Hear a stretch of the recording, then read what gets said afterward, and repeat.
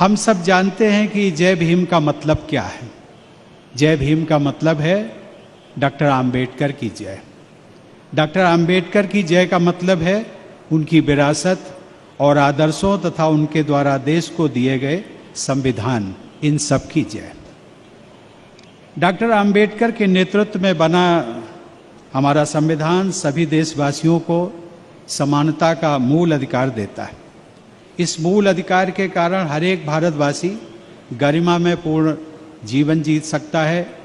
इसी संविधान द्वारा दिया गया दूसरा बहुत ही महत्वपूर्ण अधिकार है प्रत्येक व्यक्ति को मिला हुआ मतदान का अधिकार, अर्थात वोट देने का अधिकार, जो कि हमारे लोकतंत्र का आधार है।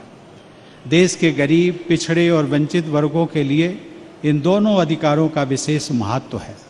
यही संविधान हमें शिक्षा का अधिकार भी देता है। नागरिकों को मिले सभी अधिकारों का समुचित उपयोग करने के लिए शिक्षा का होना बहुत जरूरी है। बाबा साहब के अनुसार मनुष्य के हर प्रकार के विकास के लिए शिक्षा एक आधारभूत जरूरत होती है।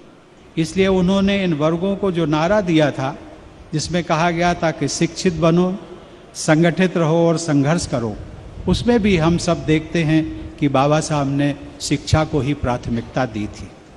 बाबा साहब के मुताबिक शिक्षा का अर्थ केवल किताबी ज्ञान तक ही सीमित नहीं होना था।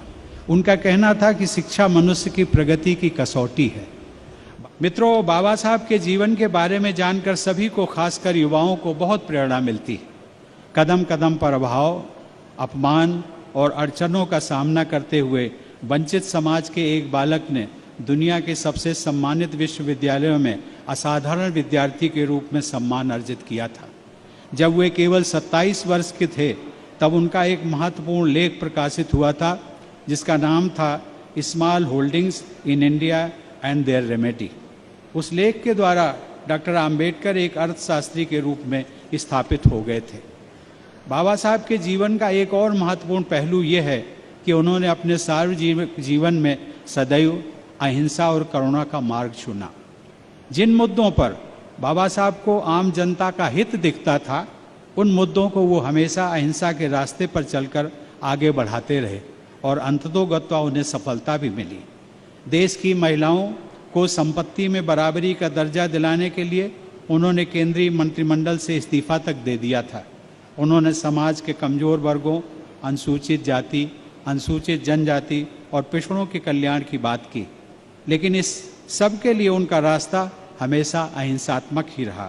संवाद के द्वारा, चर्चा के द्वारा लोगों के सामने अपनी बात रखकर वे सहमति बनाते थे, क्योंकि बाबा साहब का मानना था कि यह देश अपना है, यहाँ के सब लोग अपने हैं और समाज के कमजोर वर्गों को न्याय दिलाने हेतु जो भी करना है वह सब सदैव अहिंसात्मक तरीकों से ही व्यापक हित में हासिल किया जा सकता है, ताकि समाज में हमेशा सौहार्द का वातावरण बना रहे।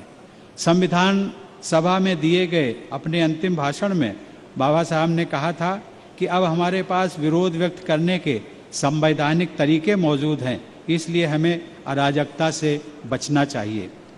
देश की हर समस्या के बारे में, चाहे वह समस्या समाज के किसी भी वर्ग से संबंधित हो, उन सभी विचारों में वे सदैव महात्मा गौतम बुद्ध के उपदेशों का, विशेष रूप से अहिंसा एवं करुणा का अक्षरशः पालन करते रहे। बाबा साहब बहुआयामी व्यक्तित्व